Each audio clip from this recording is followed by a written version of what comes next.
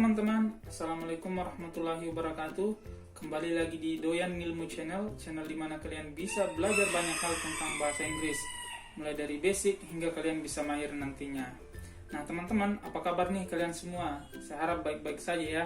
Nah, seperti janji saya di video sebelumnya, di video kali ini saya akan menjelaskan mengenai bagaimana sih penggunaan dari adjektif atau kata sifat itu, atau di mana sih posisi kata sifat itu di dalam sebuah kalimat. Karena banyak sekali teman-teman yang bertanya, "Kak, kok katanya terbolak-balik sih, bikin bingung aja." Nah, di video kali ini saya akan menjawab pertanyaan teman-teman. Nah, untuk adjektif atau kata sifat sendiri, posisi atau penggunaannya ada 3 teman-teman. Nah, yang pertama adalah adjektif atau kata sifat digunakan di depan kata benda. Nah, teman-teman yang sering bertanya kenapa kok bolak-balik, nah ini dia jawabannya teman-teman. Nah, contohnya adalah big city. Nah, yang saya garis bawah ini semuanya adalah kata sifat ya teman-teman.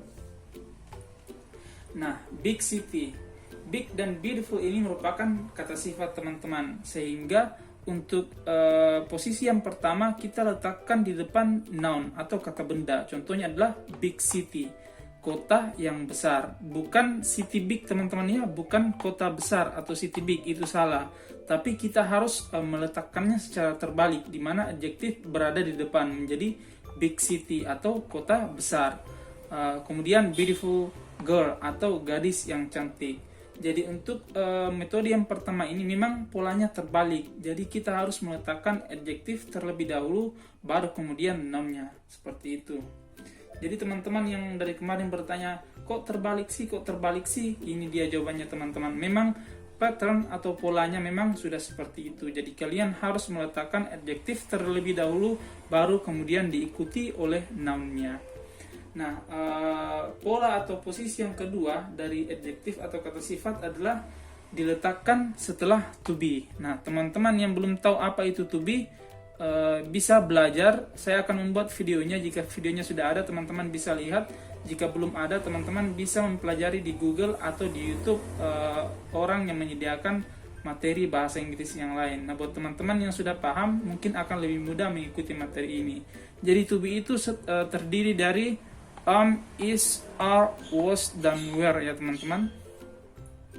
Nah, untuk pola yang kedua ini kita harus meletakkan adjektif setelah to be terlebih dahulu teman-teman. Jadi adjektif itu harus diikuti oleh to be terlebih dahulu di depannya. Contohnya adalah the girl is beautiful. Kalau contoh yang pertama adalah beautiful girl, di mana beautiful berada di depan. Nah, kali ini beautiful berada di belakang, tapi dengan catatan ada to be di depannya atau di awalnya, sehingga dia menjadi the girl is beautiful. Kalau teman-teman cuma bilang the girl beautiful, gadis cantik, nah itu salah. Teman-teman harus meletakkan to be di tengahnya, yaitu the girl is beautiful, gadis itu cantik. Kemudian contoh yang kedua adalah Dina marah. Dina is angry.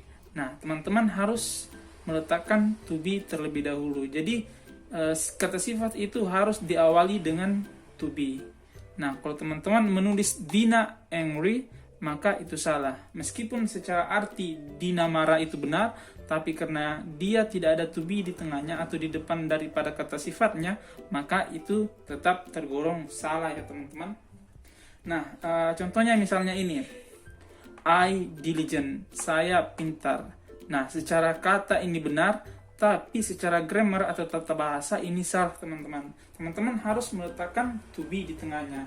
Nah, pasangan daripada I atau saya adalah am. I am diligent, saya rajin. Nah, contoh yang kedua adalah you handsome, kamu tampan. Nah, teman-teman harus meletakkan to be di tengahnya. Nah, pasangan dari you adalah are. Nah, secara sederhana, buat teman-teman yang belum belajar tentang to be, kapan sih kita menggunakan is dan kapan sih kita menggunakan are?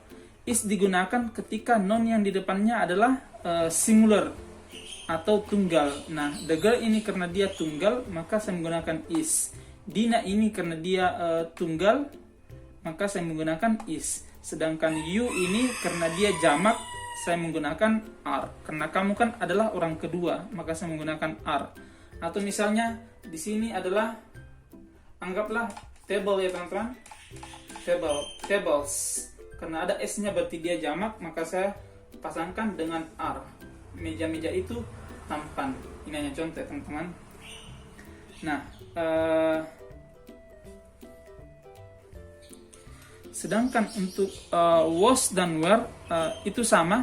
Was itu digunakan untuk tunggal, were itu digunakan untuk jamak. Hanya saja was dan were ini digunakan untuk kalimat yang berbentuk lampau. Nah, ini akan kita pelajari di simple tense. Nah, contoh yang ketiga adalah atau jenis yang atau posisi yang ketiga untuk adjektif ini adalah linking verb.